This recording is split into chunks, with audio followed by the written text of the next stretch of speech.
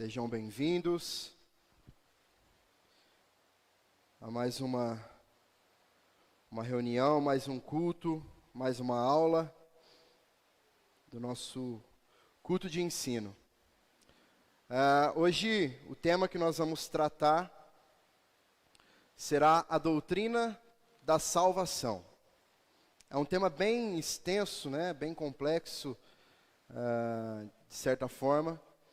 Porém, o nosso objetivo aqui é de traçar uma base, né? Uma raiz, para que nós entendamos o que significa, de que forma acontece, né? E de que forma nós somos atingidos pela salvação que está em Cristo.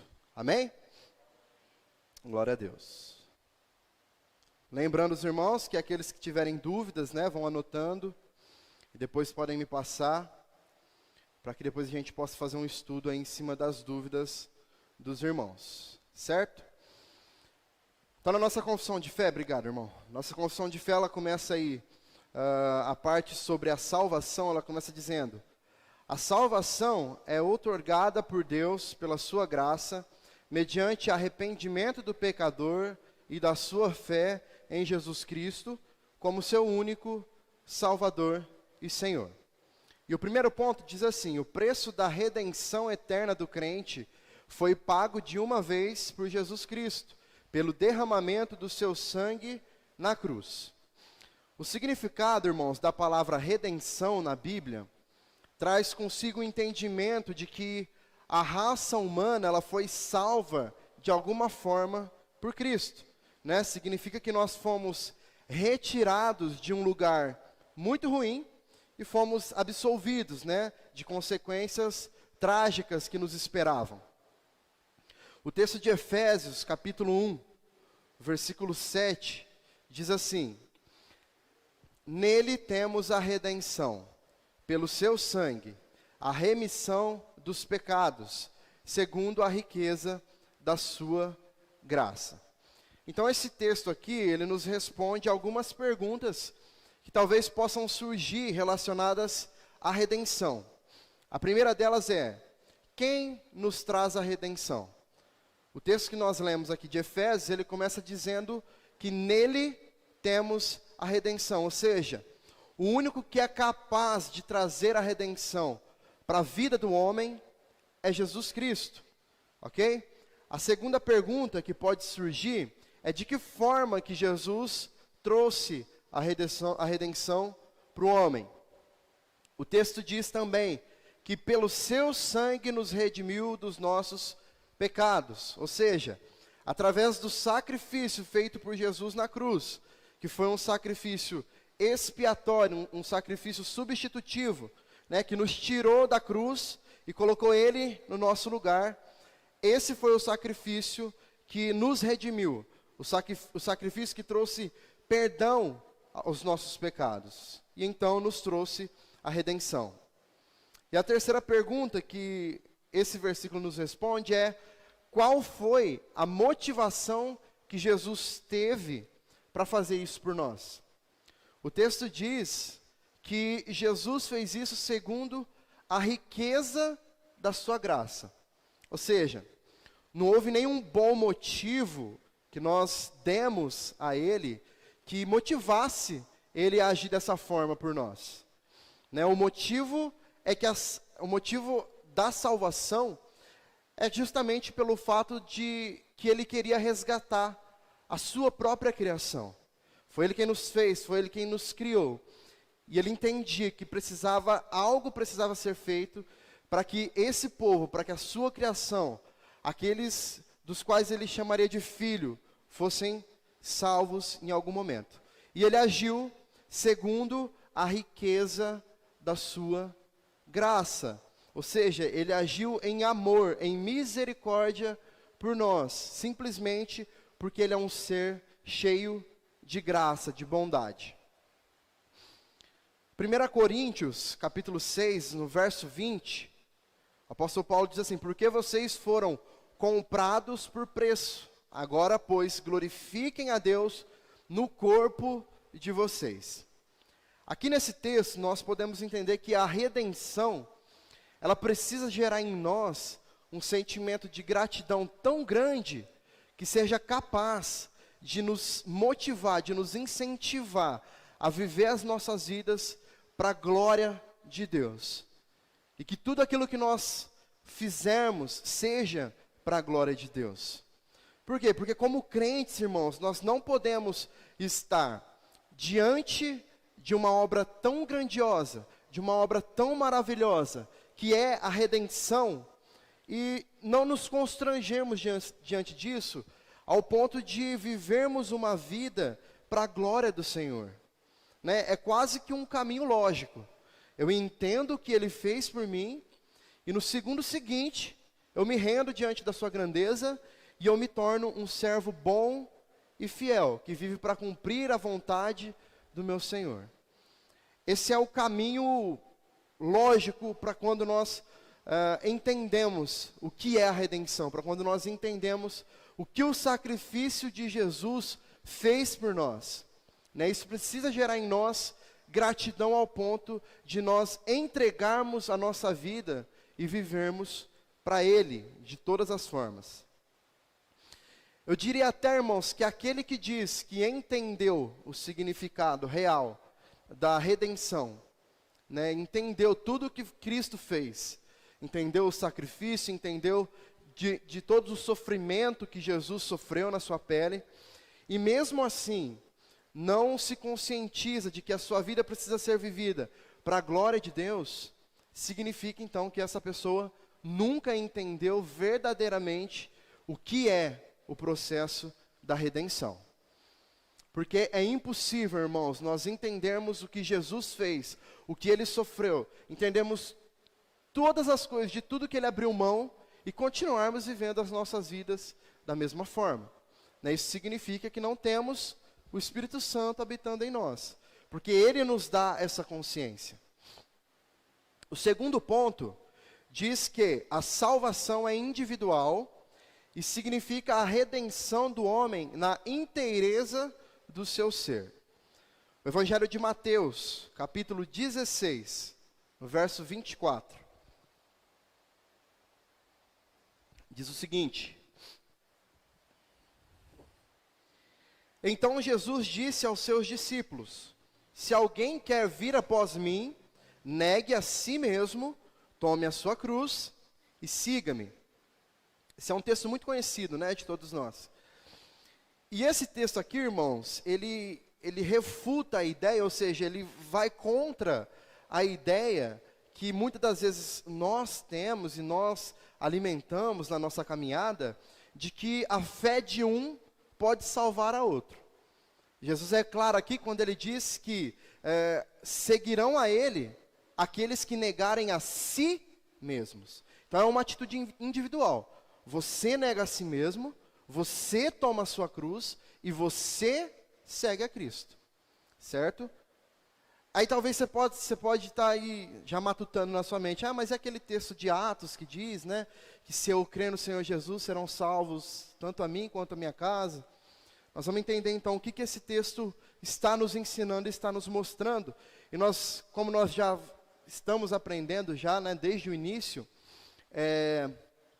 nós entendemos que a Bíblia, ela não se contradiz, pelo contrário, ela se completa, ela se complementa. E você vai ver que esse texto de Atos é justamente um complemento que deixa mais clara ainda essa ideia de que a salvação é individual.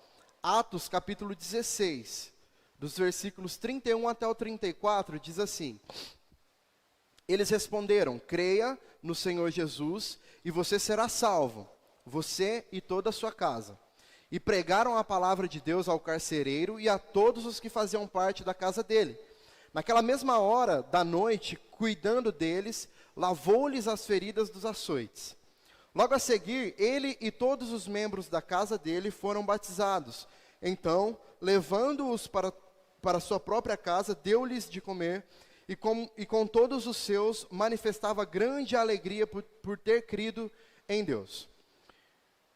Esse também é um texto que é muito conhecido, né, de todos nós. Ele traz aqui no seu contexto um certo momento da caminhada de Paulo e de Silas, em que eles estavam presos, eles estavam, né, aprisionados, por terem expulsado um espírito adivinhador de uma jovem. Né? Tinha uma jovem, e essa jovem ela era usada por alguns homens que se diziam donos dela, senhores dela, e para que através desse espírito adivinhador que habitava nessa jovem, eles pudessem lucrar em cima disso. Usavam ela para ganhar dinheiro em cima das adivinhações que ela fazia, né? Através desses espíritos que habitavam nela. Então, quando Paulo e Silas se encontram com essa jovem, eles oram por ela, expulsam esse espírito da vida dela.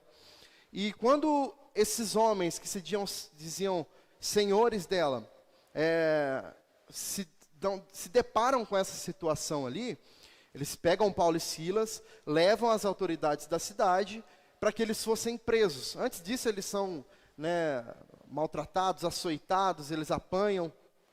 E então eles são presos por estarem fazendo aquilo que talvez não fosse comum aos olhos deles, né?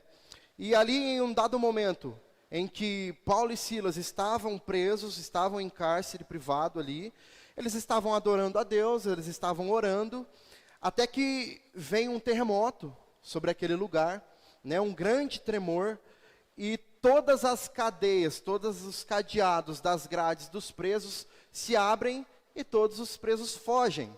E quando o carcereiro acorda ali no meio de todo aquele tremor, de toda aquela algazarra que estava acontecendo, ele cogita a possibilidade de se suicidar, de se matar. Por quê?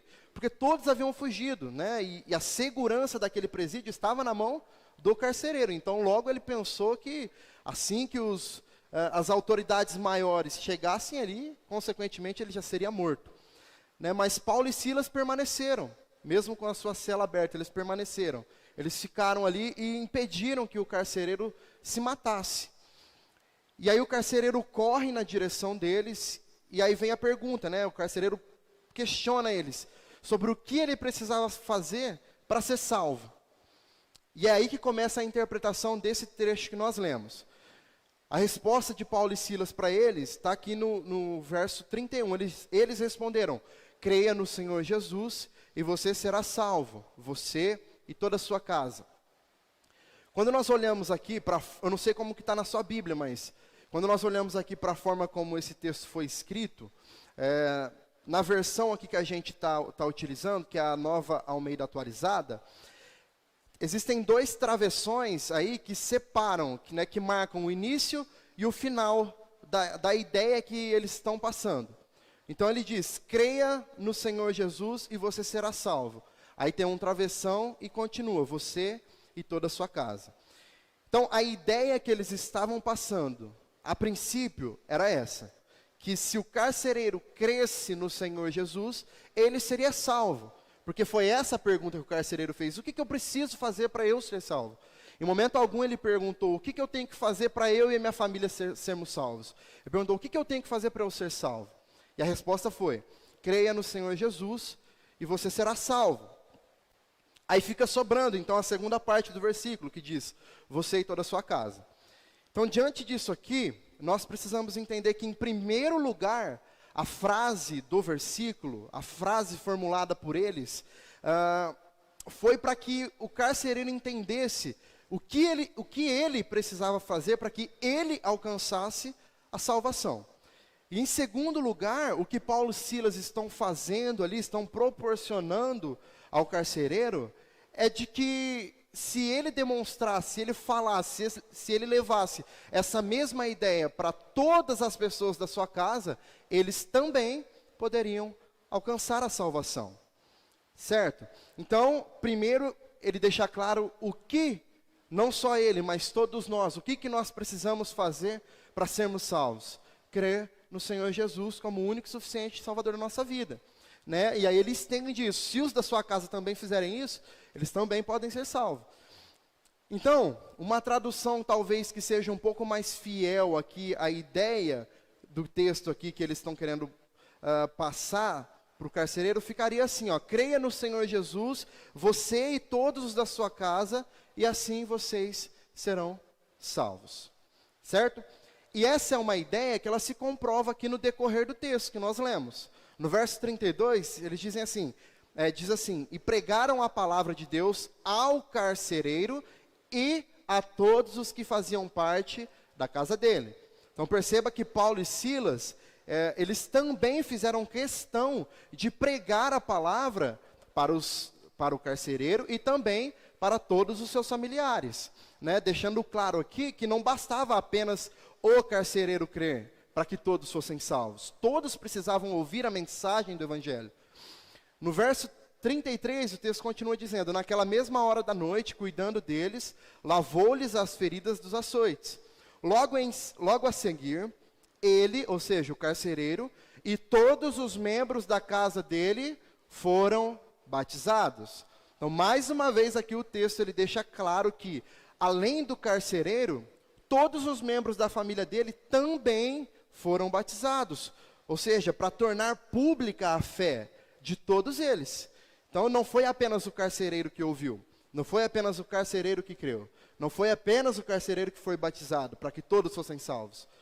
Ele e todos da sua casa ouviram, ele e todos da sua casa creram e foram batizados. Ok? Então, resumindo, é isso. O carcereiro e todos os membros da sua família ouviram a pregação da palavra.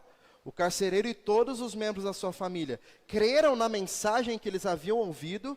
O carcereiro e todos os membros da sua família foram batizados e tornaram pública a sua crença em Jesus. E por fim, o carcereiro e todos os membros da sua família foram salvos, porque todos creram, certo? Com base nisso, irmãos, qual que deve ser então o nosso posicionamento para que toda a nossa família seja salva? Porque isso é possível, ok? O nosso posicionamento deve ser exatamente o mesmo do texto que nós acabamos de ler. É o mesmo exemplo. Por quê? Nós sabemos que a fé que salva, ela vem pelo ouvir da palavra. Por quê? Porque é nesse momento que o Espírito Santo age nos corações e quebranta os corações e convence as pessoas, os pecadores, dos seus pecados, convence da justiça, convence do juízo que está para vir sobre a vida deles. No momento da pregação do Evangelho, que foi o que aconteceu nesse caso. Então, pregar o Evangelho, e mais do que isso, irmãos, viver o Evangelho para aqueles que são da nossa casa, para os nossos familiares, é sem dúvida o passo mais importante, primordial, nesse processo de salvação da vida deles, certo? Então não basta eu crer que Deus pode salvá-los, eu preciso pregar o Evangelho para eles, porque é assim que eles serão salvos, porque pregando o Evangelho para eles é que eles vão crer, porque é assim que o Espírito Santo pode agir na vida deles. Então o primeiro passo é esse, pregar o Evangelho, viver o Evangelho, porque talvez você fale, não, mas eu travo na hora de falar, não me dou muito bem com as palavras. Viva, simplesmente viva, seja aquilo que Deus te criou para que você seja exemplo, né? Conquiste as pessoas que estão à sua volta por quem você é e não pelo que você fala. A sua vida vai ser uma pregação, né? Natural, o seu modo de viver, as suas atitudes, a sua forma de se posicionar diante de uma ou outra situação é o que vai de fato evidenciar em quem você crê e por que você é diferente. Então, muitas das vezes você nem vai precisar falar, simplesmente sendo essa pessoa, você prega o Evangelho. E depois que você prega o Evangelho, cabe a você, cabe a mim, cabe a nós, orarmos, para que o Espírito Santo então venha e aplique aquela mensagem, aplique aquela situação, uma atitude que você teve no coração daquela pessoa, para que ela seja de fato convencida. Muitas das vezes nós erramos, irmãos, porque nós queremos por força, né? Nós queremos obrigar, porque você vai para o inferno. Porque às vezes, como a gente tem mais intimidade com as pessoas da nossa casa, né? A gente perde um pouco da sabedoria e já chega com os dois pés no peito, né? Falando, nossa, você vai para o inferno se você continuar assim. Isso, você vai para o inferno. Nossa, você não vai para o céu, não é o caminho. Porque se em algum momento alguém pregasse o Evangelho assim para você, você também não aceitaria. Raramente você aceitaria. Nós precisamos pedir a Deus, justamente isso, pedir a Deus que nos dê sabedoria, discernimento, para que nós possamos falar, não por nós, mas através do Espírito. Então pregue e ore, para que o Senhor, para que o Espírito Santo de Deus faça a obra nos corações. E, por último, logicamente, precisamos crer que o Senhor é poderoso para atrair realmente essas pessoas e salvá-las.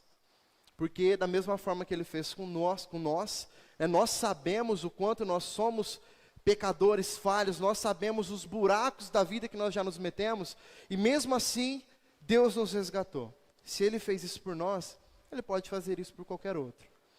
O próprio apóstolo Paulo é um grande exemplo disso para nós. Ele era aquele quem perseguia os cristãos. Ele era aquele que matava os cristãos. E ele se tornou aquele que foi o mais perseguido deles. Então, se Deus muda a história de pessoas dessa forma, Ele continua fazendo, porque Ele continua sendo o mesmo Deus. Mas, não alimente essa ideia.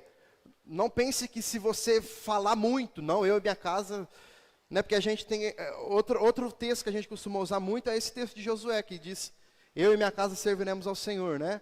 Só que a gente usa isso como uma promessa, e não é uma promessa de Deus para nós, pelo contrário, é uma promessa de Josué para Deus.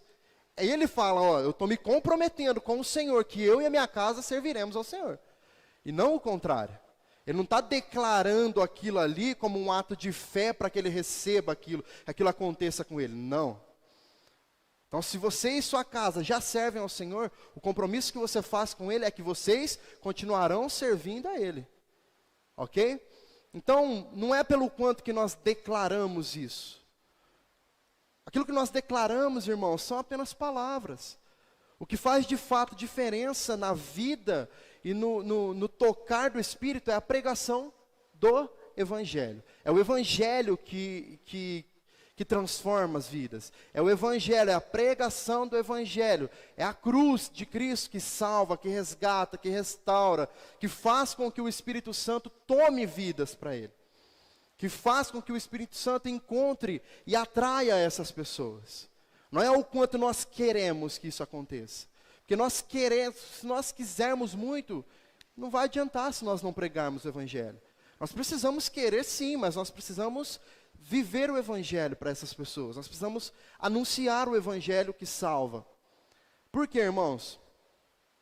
Porque o que muito acontece nos nossos dias são pessoas sendo salvas por experiências emocionais. Pessoas sendo salvas, entre aspas, por uma ou outra situação que aconteceu na vida delas, que ela recebeu uma bênção, por exemplo, porque 99,9% das pessoas que vão para a igreja é buscando receber algo. Ninguém vai para a igreja quando está tudo bem. Já viu alguém que tem um bom emprego, que já está estabilizado financeiramente, que já tem a melhor família do mundo, que tem a saúde perfeita dele e dos seus familiares, tudo está bem, essa pessoa vai para a igreja? Eu nunca vi. Eu vejo as pessoas indo para a igreja, indo para Deus, no momento de catástrofe, na desgraça, quando as pessoas estão doentes, enfermas.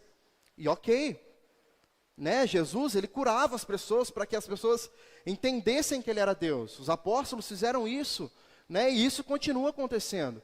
Só que nós não podemos nos apegar a essas coisas. Por quê? No momento em que nós recebemos um não de Deus, nós abandonamos a fé. A nossa fé não pode estar firmada naquilo que Deus faz, mas sim naquilo que Deus é. E se você entender, se nós entendermos quem Deus é, nós perdemos a coragem de sair da presença dEle. Porque nós sabemos que longe dEle, nós não somos ninguém, nós não somos nada, e nós estamos condenados ao inferno.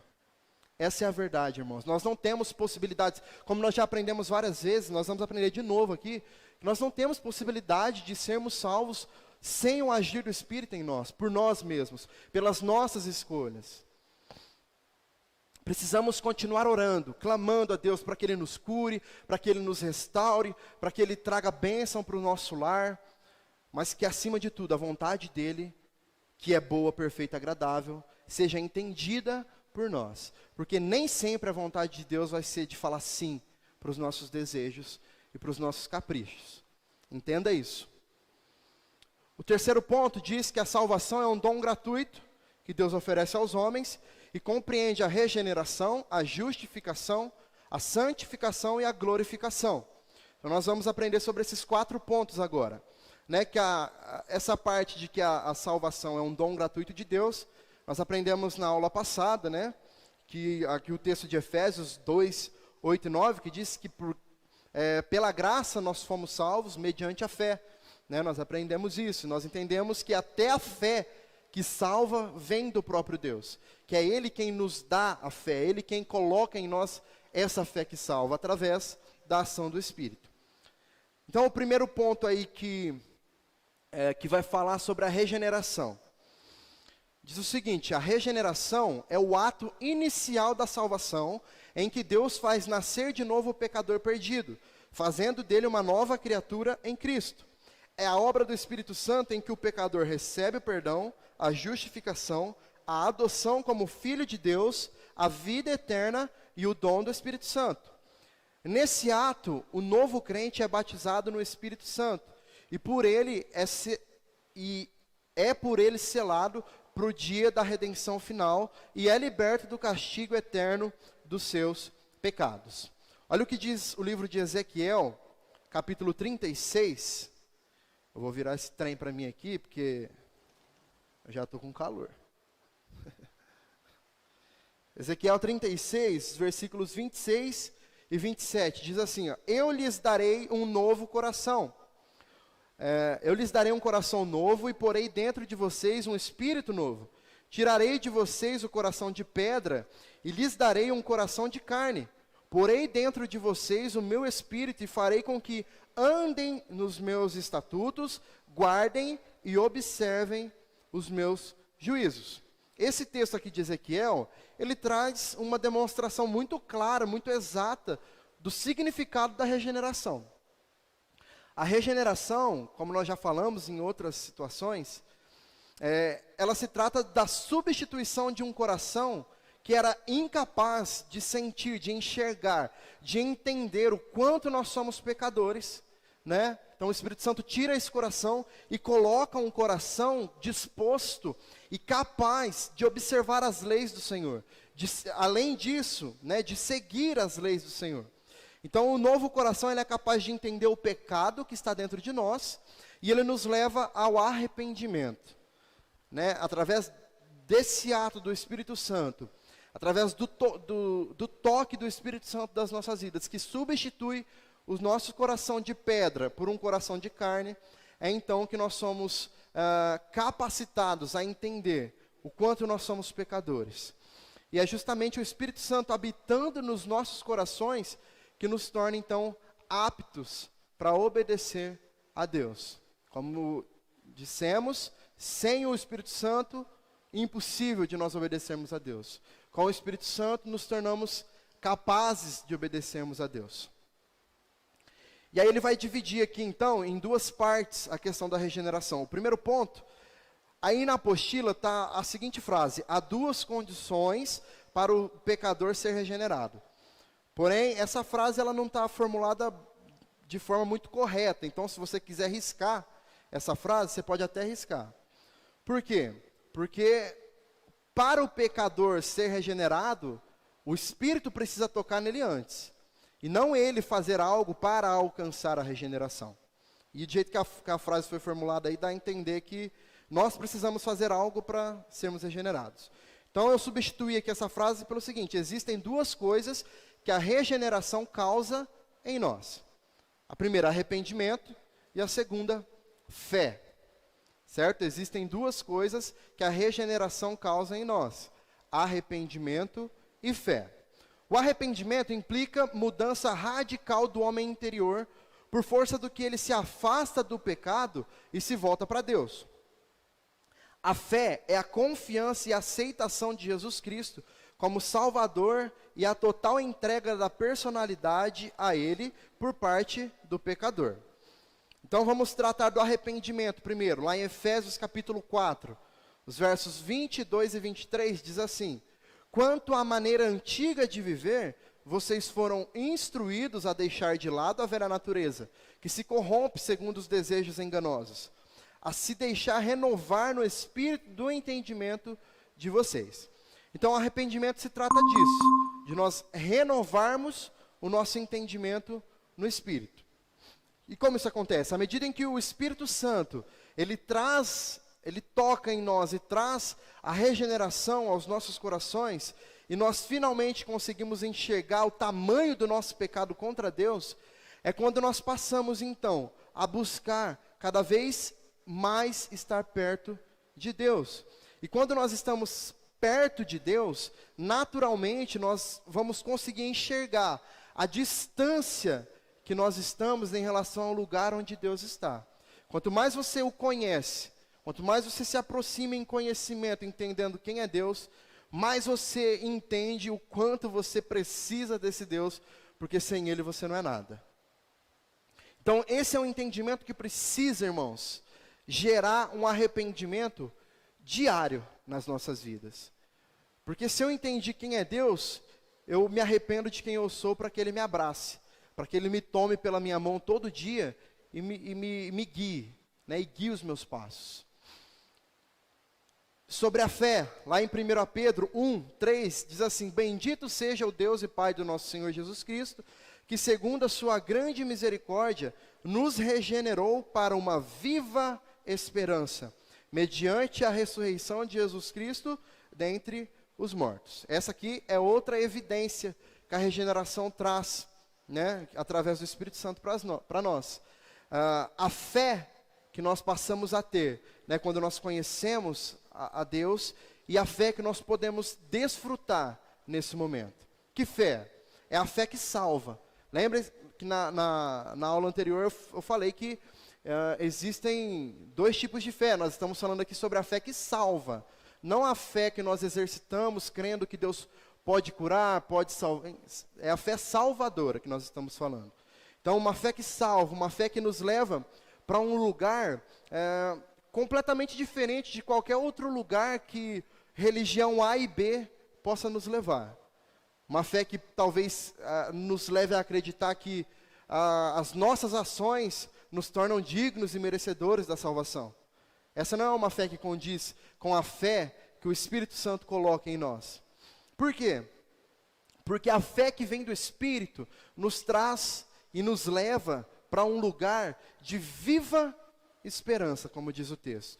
Ele nos regenerou para uma viva esperança. Ele nos transformou para que nós fôssemos capazes de enxergar uma viva esperança.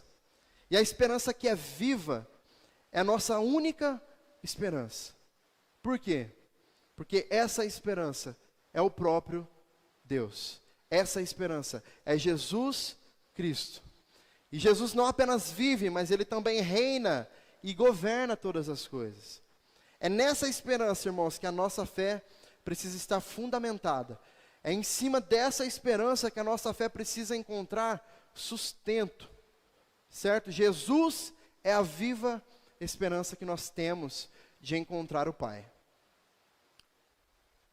Não apenas a, mas a única. Né? Nós sabemos que somente por meio dele é que nós podemos nos encontrar com Deus. Nós podemos ter acesso ao Pai e à salvação que está no Pai. O segundo ponto sobre a regeneração diz: nessa experiência de conversão, o homem perdido é reconciliado com Deus, que lhe concede perdão, justiça e paz. O livro de Romanos, capítulo 5, os versos 10 e 11, diz assim: Porque se nós, quando inimigos, fomos reconciliados com Deus, mediante a morte do seu Filho, muito mais, estando já reconciliados, seremos salvos pela sua vida. E não apenas isto, mas também nos gloriamos em Deus por meio do nosso Senhor Jesus Cristo, mediante o qual recebemos agora a reconciliação. A obra que Jesus fez na cruz, irmãos, ela já está feita e já está concretizada. Não há mais algo que possa ser acrescentado a essa obra. Ele morreu para trazer salvação aos seus. Ponto final. Porém, a concretização disso na vida do homem, ela acontece de forma individual, como nós já aprendemos, né? Ou seja, o que eu quero dizer com isso? Eu quero dizer que Jesus, ele morre para cada um dos seus, para cada um daqueles que são salvos, em tempos e momentos diferentes. como que isso é possível? Isso é possível por quê? Porque isso quer dizer que nós fomos alcançados pelo Espírito Santo em momentos diferentes das nossas vidas, certo? Nós ouvimos falar de Jesus em momentos diferentes das nossas vidas. Uns antes, outros depois, outros ainda nem ouviram. Isso significa que quando você ouviu falar de Jesus e foi alcançado por essa mensagem através do Espírito Santo, foi nesse momento que Jesus morreu por você. Porque foi nesse momento que você se arrependeu dos seus pecados e entendeu o sacrifício que ele fez. A obra está feita. E todos aqueles quantos o Espírito Santo alcançar, reconhecerão, cada um no seu momento, no seu tempo, a obra que já foi feita. Ok? Então, por conta do pecado, irmãos, que habita no nosso coração, nós já nascemos como inimigos de Deus. E é justamente por isso que o texto aqui diz que nós precisamos ser reconciliados com Ele. E somente através da morte de Jesus na cruz é que nós recebemos a chance e a possibilidade de novamente sermos religados a Deus e nos tornarmos filhos de Deus novamente. O pecado nos afastou de Deus. O pecado é aquilo que causa separação entre Deus e o homem. Mas Jesus, através do seu sacrifício, se tornou o elo de ligação entre o homem e Deus novamente. É por isso que é através dele, é por isso que ele é o caminho, é por isso que ele é a verdade. Ele é a viva esperança que nós temos de nos encontrarmos com o Pai. Porque ele é esse elo que nos religa ao Pai, que nos leva de volta para o Pai. E não há absolutamente nenhuma outra coisa que possa fazer isso que Jesus faz por nós e que o seu sacrifício faz. O ponto B fala sobre a justificação. Dentro da salvação, nós estamos falando sobre a regeneração, justificação, santificação e glorificação.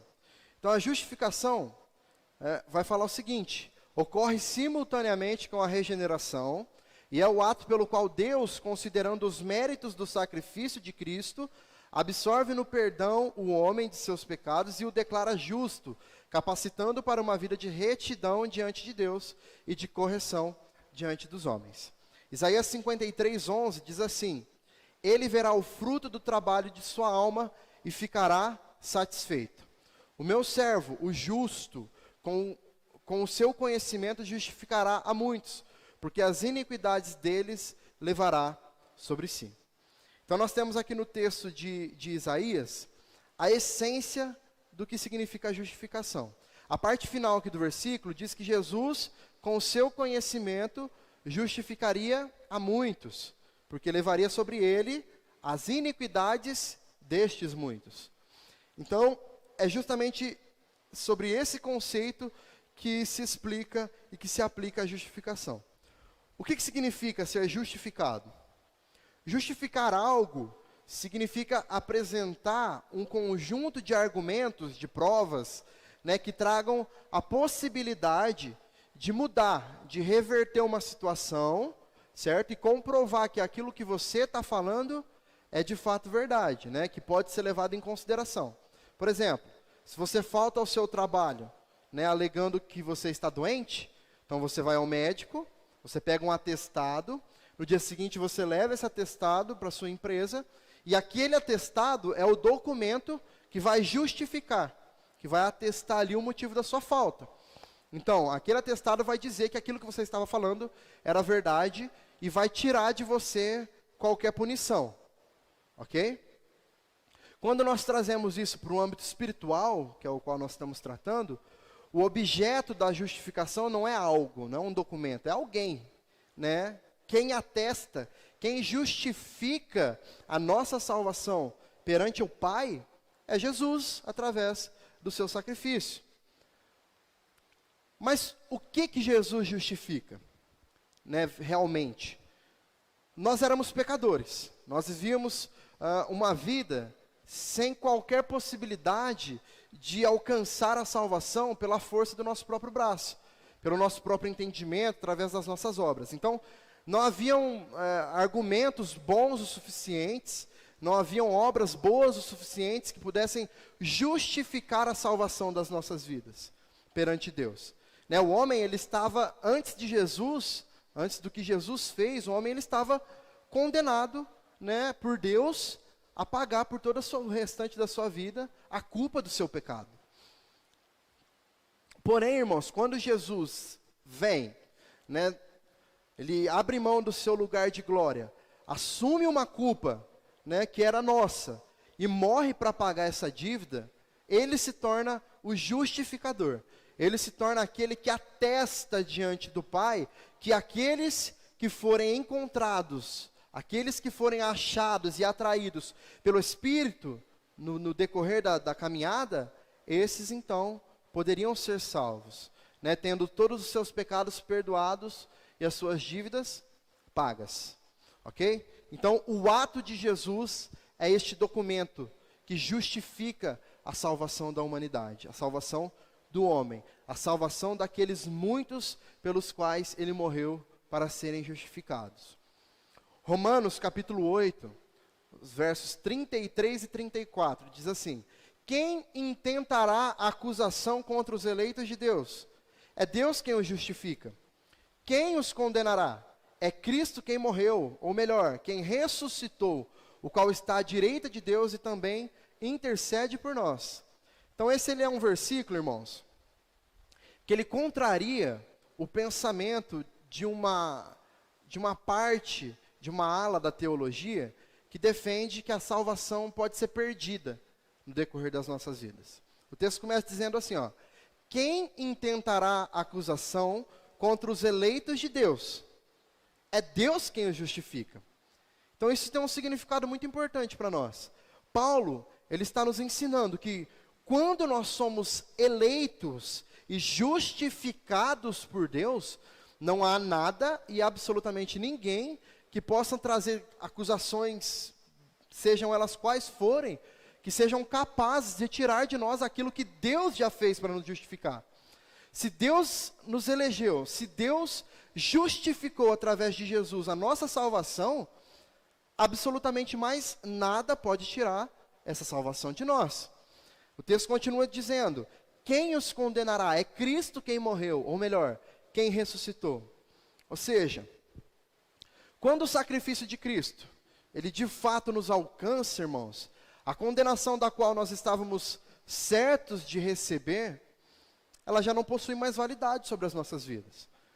E aí talvez você possa se perguntar, tá, mas e aquelas pessoas então que viveram uma vida nos caminhos do Senhor durante um tempo da sua vida e de repente essas pessoas se desviaram, deixaram de seguir a Deus? Essas pessoas não perderam a salvação que elas tinham alcançado lá atrás?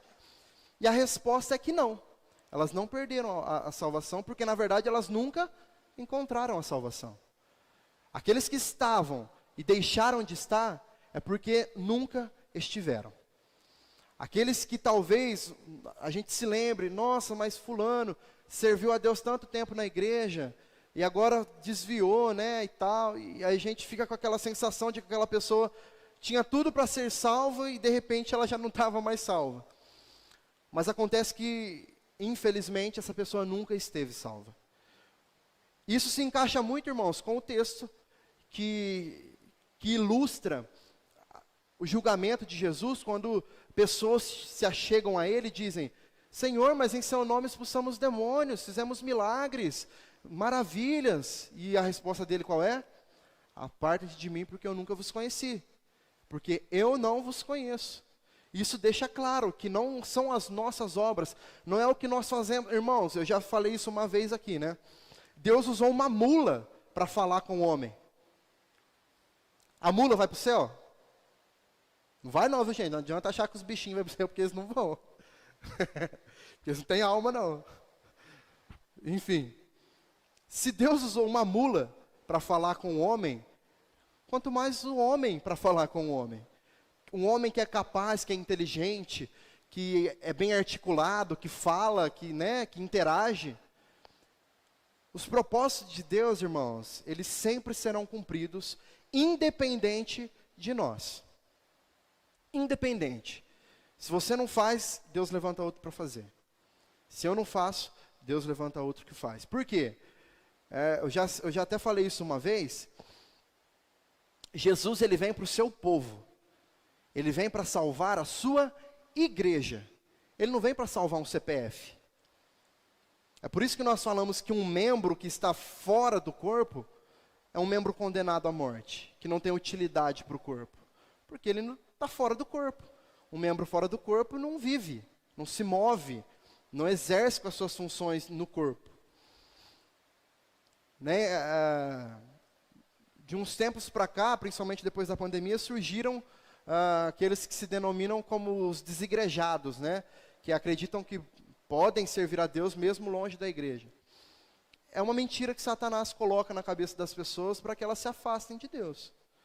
Porque Jesus vem para a sua igreja. Ele vem para buscar a sua noiva, o seu povo. E é isso que ele vai fazer. Aqueles que estiverem fora do corpo estão condenados. Então, essas pessoas que um dia estavam e hoje não estão mais, não quer dizer que elas não possam estar novamente.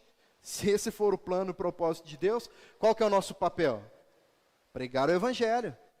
Nosso papel é pregar o Evangelho. A estes também. Se o Espírito Santo fizer a obra, essas pessoas estarão novamente ligadas ao corpo e serão também salvas por Jesus. Né? Os planos de salvação, nós não temos como julgar. Deus sim, é Ele quem faz, é Ele quem salva, é Ele quem aplica as formas e os meios. Nós não. O nosso papel aqui é pregar o Evangelho. Foi para isso que Ele nos salvou. Ide e anunciai. Ide e fazei discípulos de todas as nações. Foi só essa ordem que foi nos dada.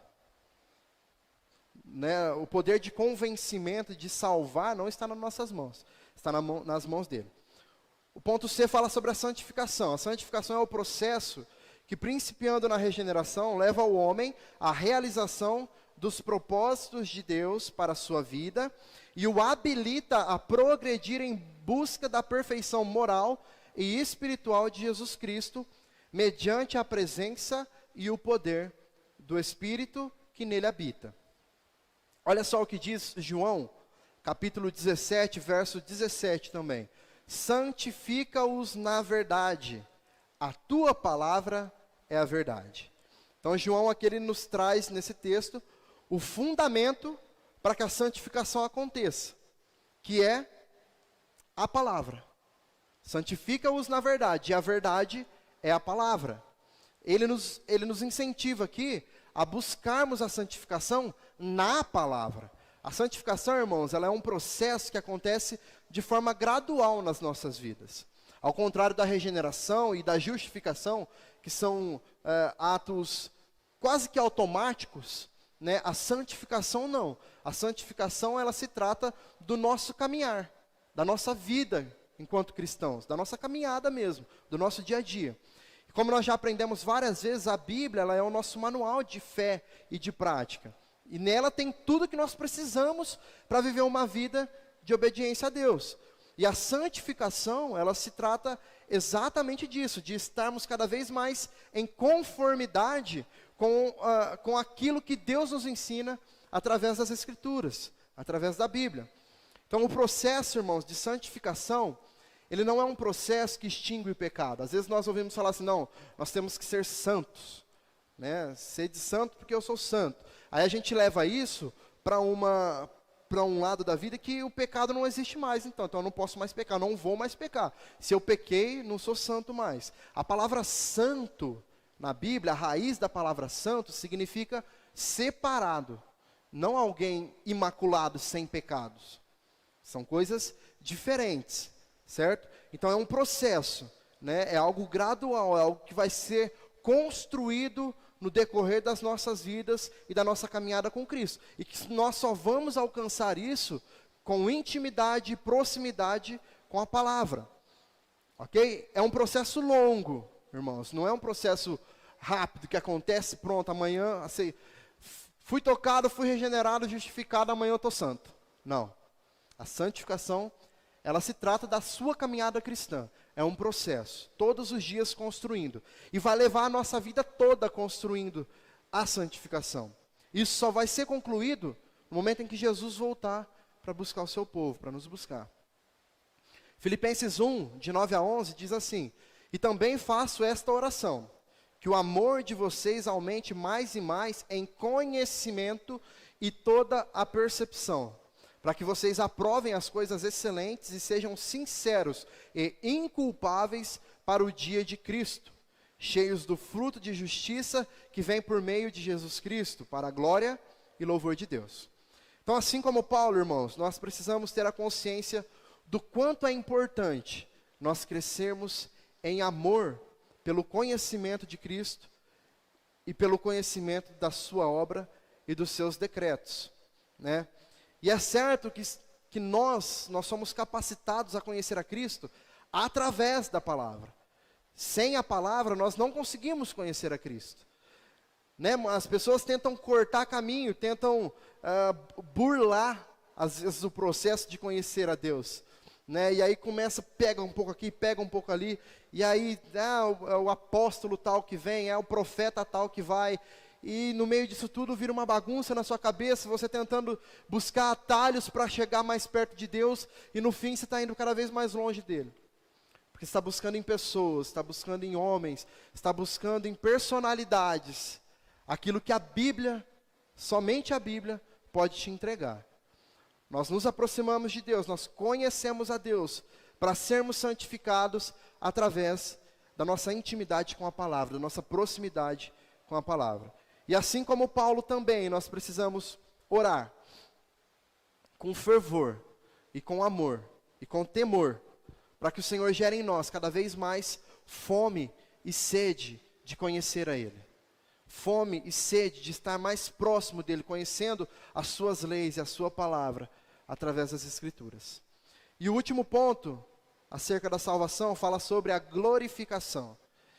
Esse é um momento de paz para nós. A glorificação é o ponto culminante da obra da salvação.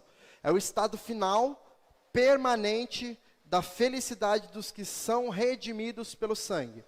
1 João 3, verso 2, diz assim: amados, agora somos filhos de Deus, mas ainda não se manifestou o que haveremos de ser. Sabemos que quando Ele se manifestar, seremos semelhantes a Ele, porque haveremos de vê-lo como Ele é. Vocês lembram da aula que nós falamos sobre o conceito do já e ainda não? Né? E esse texto aqui ele fala sobre isso. Porque o texto diz assim: agora somos filhos de Deus, mas ainda não se manifestou o que haveremos de ser. Então é justamente sobre esse conceito que a glorificação se trata. Como filhos, né, justificados por Deus, nós nos tornamos aptos para receber a salvação das nossas vidas, para receber a herança que está reservada para nós. Mas como nós sabemos, a herança ela só é recebida quando alguém morre, né? Por isso que ainda não. Porque nós ainda estamos aqui. Nós ainda vivemos neste mundo.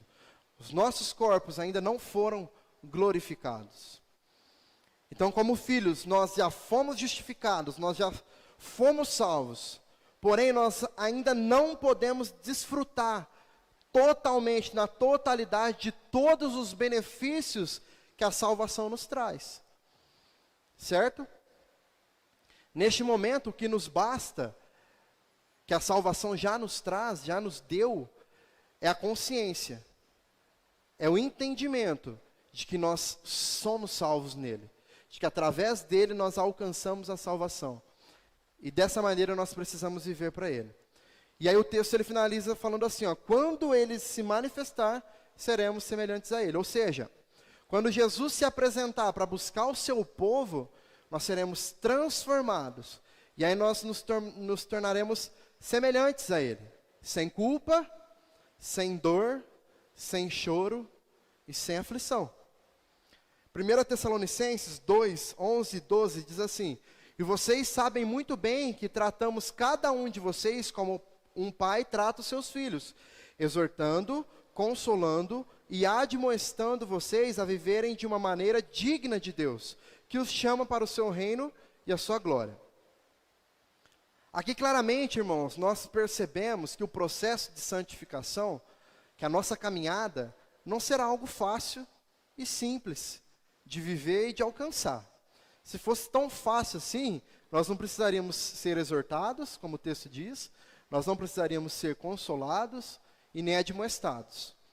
Se nós precisamos ser exortados, significa que no meio do caminho nós vamos fazer escolhas erradas e que precisarão ser corrigidas por Deus.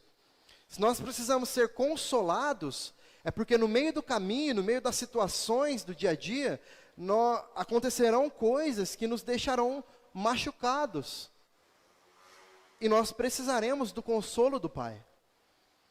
E por fim, se nós precisamos ser admoestados, é porque no meio do caminho, nós vamos entender as coisas erradas. E aí nós vamos precisar de uma correção de rota. Nós vamos precisar ser tomados pela mão e ser guiados. Não é por aqui, é por aqui. Isso é ser admoestado, é ser ensinado dessa forma. É ter alguém nos mostrando que aquele caminho não é o correto. Então a caminhada cristã, ela vai nos submeter a momentos de erro, em que nós precisaremos ser exortados, admoestados e consolados, para que nós possamos prosseguir. E aí talvez você pense assim, poxa, mas esse processo de santificação poderia ser um pouquinho mais fácil, né? Já que eu me arrependi dos meus pecados, já entendi e tudo mais. Mas por que é tão difícil, irmãos? Pelo simples fato de que tudo que nós somos na nossa essência é completamente contrário de tudo que Deus é em sua essência. Como nós aprendemos aqui na semana passada, a nossa carne, ela é o oposto do nosso espírito. A nossa carne, quem nós somos por natureza, nos leva para um lugar completamente contrário de onde Deus está. Então é por esse fato, irmãos, que pela graça, pela bondade, pela misericórdia de Deus, nós podemos ter o Espírito Santo habitando em nós, sendo aquele que nos conduz, aquele que nos exorta, aquele que nos consola, aquele que nos ensina e que nos mostra que o caminho não é aquele, que o caminho para o Pai está em Jesus. E aí nós finalizamos com um versículo que traz talvez a expressão máxima do significado daquilo que a glorificação vai gerar para nós, que está lá em Apocalipse 21, verso 4, que diz: e lhes enxugará dos olhos toda lágrima, já não existirá mais morte, já não haverá mais luto, nem pranto, nem dor, porque as primeiras coisas passaram. Essa é a concretização da glorificação. Quando nós tivermos os nossos corpos glorificados, quando nós entrarmos no céu, quando nós estivermos de fato, totalmente na presença de Deus, a lágrima dos nossos olhos será enxugada. Toda a dor que nós vivemos nessas primeiras coisas, como o texto diz, estamos vivendo as primeiras coisas aqui. Toda a dor, né, todo o choro, todo o pranto, toda a enfermidade, toda a luta, vai ficar aqui. Porque nós nos tornaremos semelhantes a Ele. Nós enxergaremos a Ele plenamente e nos tornaremos como Ele. E lá não há espaço para esse tipo de coisa. Lá nós seremos plenamente felizes, plenamente satisfeitos, e o sentimento que haverá no nosso coração é de gratidão, de paz. E nós o louvaremos com todo o nosso ser, de todo o nosso entendimento, porque Ele é santo, Ele é santo, Ele é santo. Amém?